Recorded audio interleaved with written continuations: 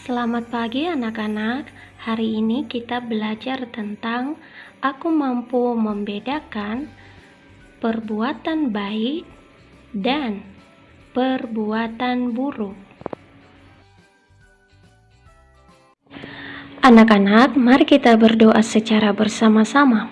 Dalam nama Bapa dan Putra dan Roh Kudus. Amin. Ya Tuhan Maha Pengasih, terima kasih atas berkat-Mu bagi kami. Kami mohon, berkatilah kami agar selalu mau melakukan perbuatan baik dan menolak perbuatan buruk untuk kemuliaan nama-Mu. Amin. Dalam nama Bapa dan Putra dan Roh Kudus. Amin. Anak-anak, mari kita bernyanyi. Ikuti lagu berikut ini ya.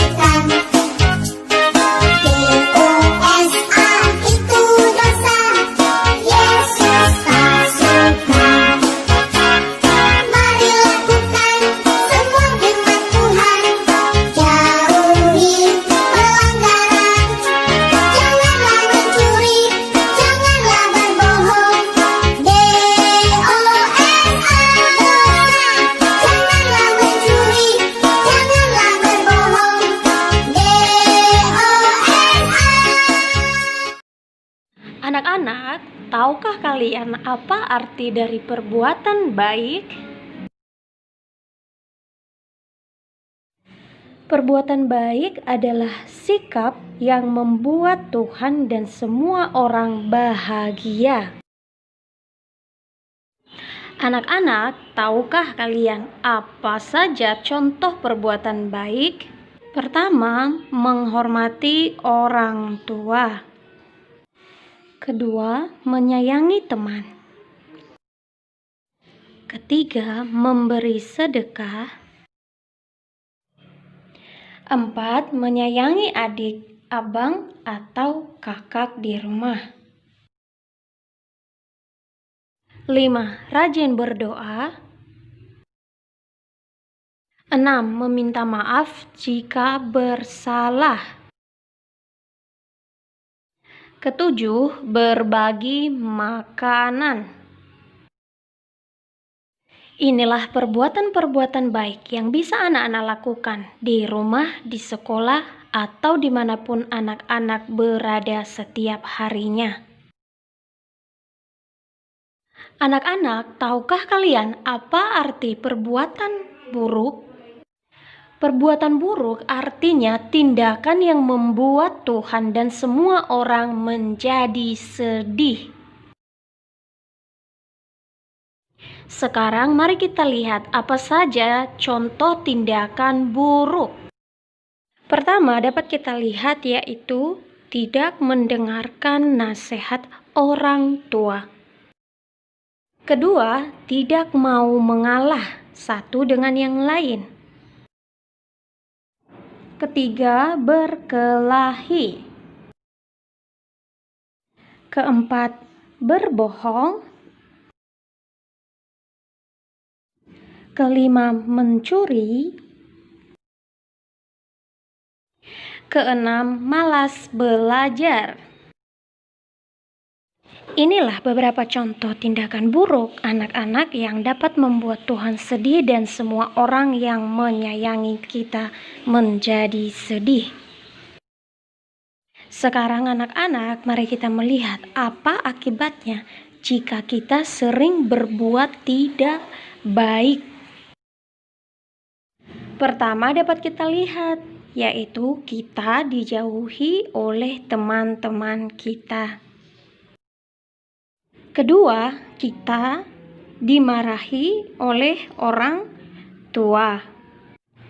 Ketiga, kita tidak diberkati oleh Allah. Inilah akibat jika kita sering berbuat tidak baik setiap hari anak-anak. Maka supaya kita dicintai, tidak dimarahi oleh orang tua, kita disayangi teman-teman, dan terlebih kita diberkati Allah, anak-anak harus selalu berbuat baik setiap harinya.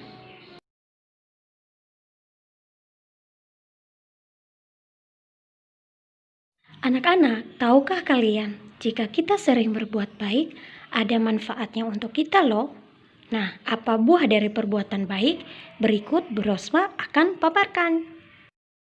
Jika kita sering berbuat baik, maka hasil yang kita dapatkan ialah kita tumbuh menjadi anak yang sabar dan disenangi banyak orang dan Tuhan sendiri.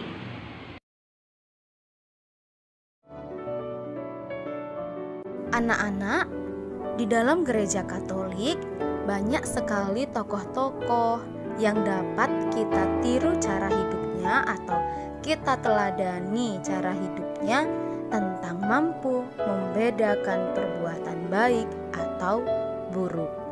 Nah, salah satunya adalah Santa Elizabeth dari Hungaria seperti gambar. Nah, Bu Serpina akan menceritakan kisah tentang Santa Elizabeth dari Hungaria. Elizabeth adalah putri Raja Hungaria.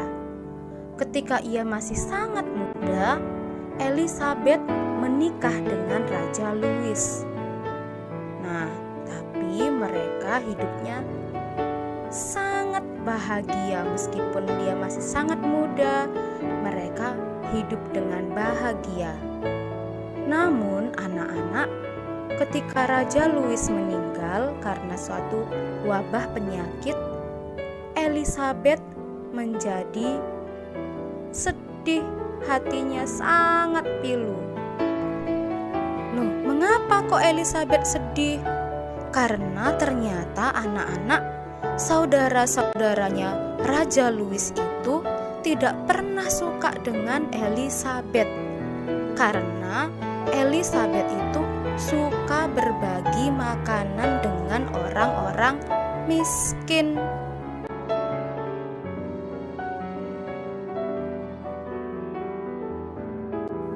Ketika Raja Louis masih hidup, saudara-saudaranya tidak bisa berbuat apa-apa terhadap Elizabeth.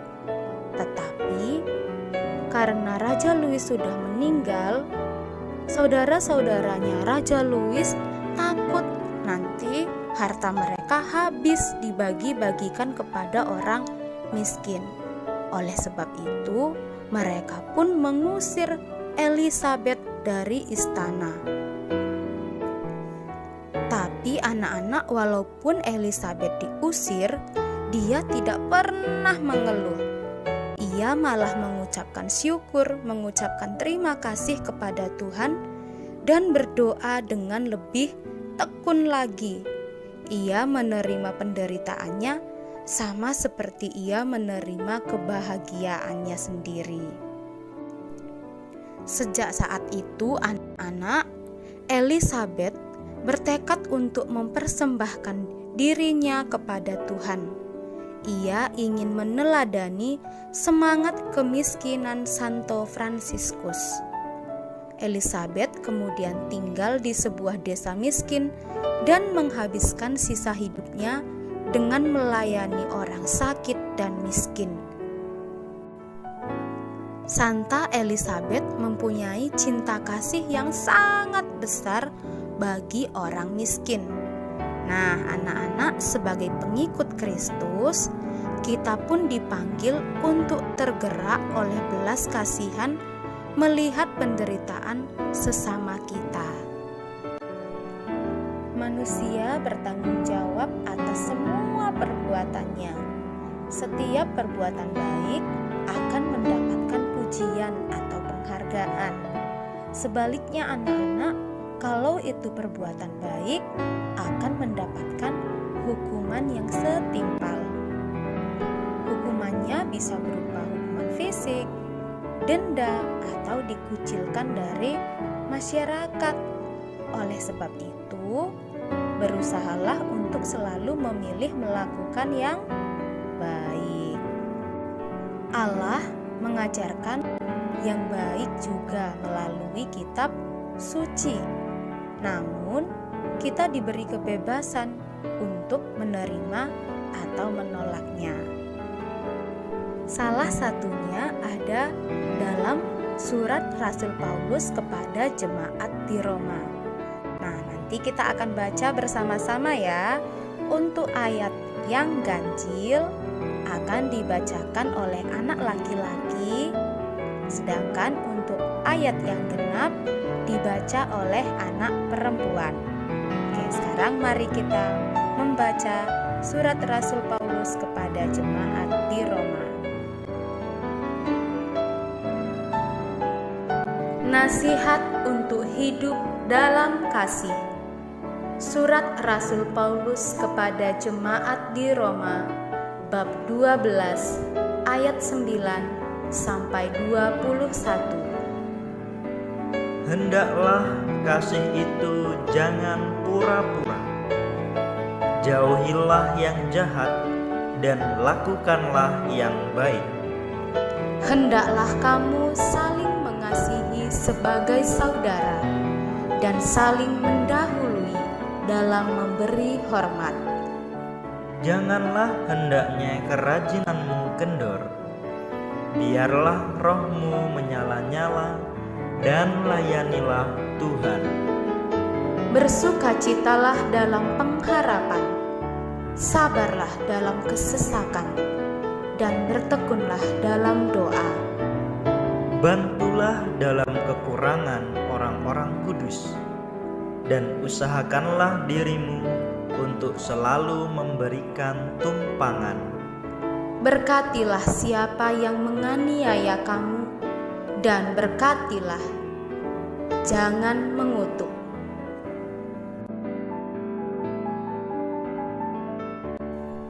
Bersukacitalah dengan orang yang bersukacita, dan menangislah dengan orang yang menangis. Hendaklah kamu sehati sepikir dalam hidupmu bersama.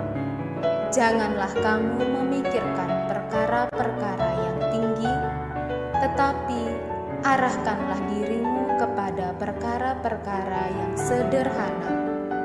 Janganlah menganggap dirimu pandai. Janganlah membalas kejahatan dengan kejahatan.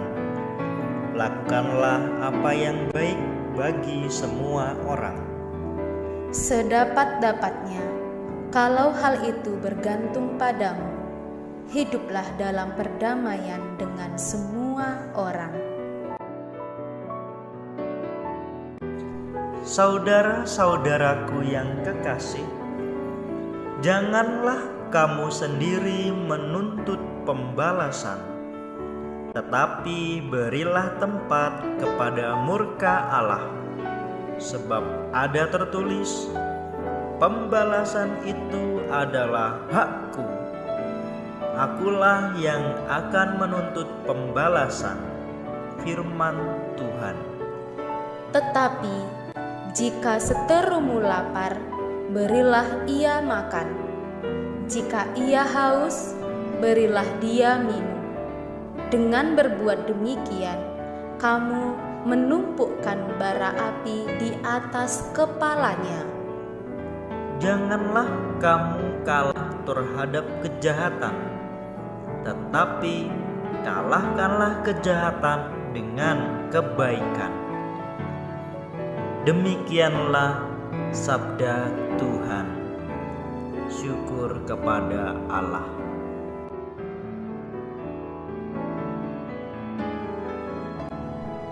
Anak-anak, dari bacaan yang sudah kita baca tadi, Rasul Paulus menasehatkan agar kita jangan membalas kejahatan dengan kejahatan.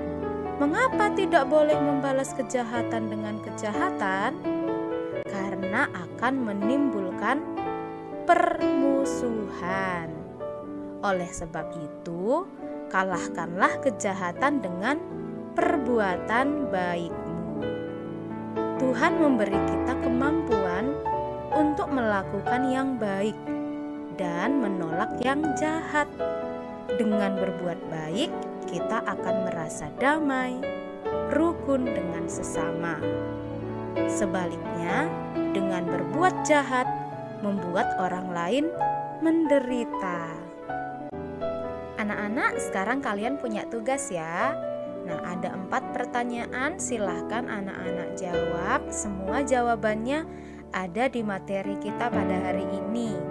Dikerjakan di buku menulis agama, dan nanti informasi tentang pengumpulan tugas melalui Google Classroom kita ya.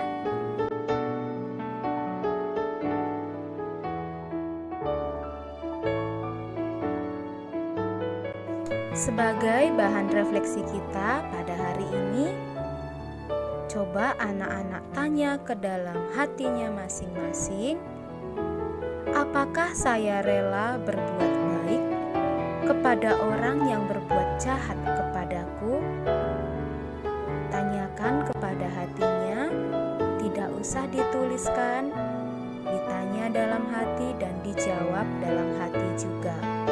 Apakah saya rela berbuat baik kepada orang yang berbuat jahat kepadaku? Anak-anak, untuk menutup pembelajaran ini, mari kita berdoa. Dalam nama Bapa dan Putra dan Roh Kudus. Amin. Ya Tuhan Maha Penyayang, terima kasih karena Engkau telah menunjukkan kepada kami perbuatan-perbuatan baik kepada guru di sekolah, orang tua, dan teman-teman. Berkatilah kami selalu agar tetap dalam jalan kebenaran. Amin. Dalam nama Bapa dan Putra dan Roh Kudus. Amin. Anak-anak, sampai jumpa pada pembelajaran berikutnya.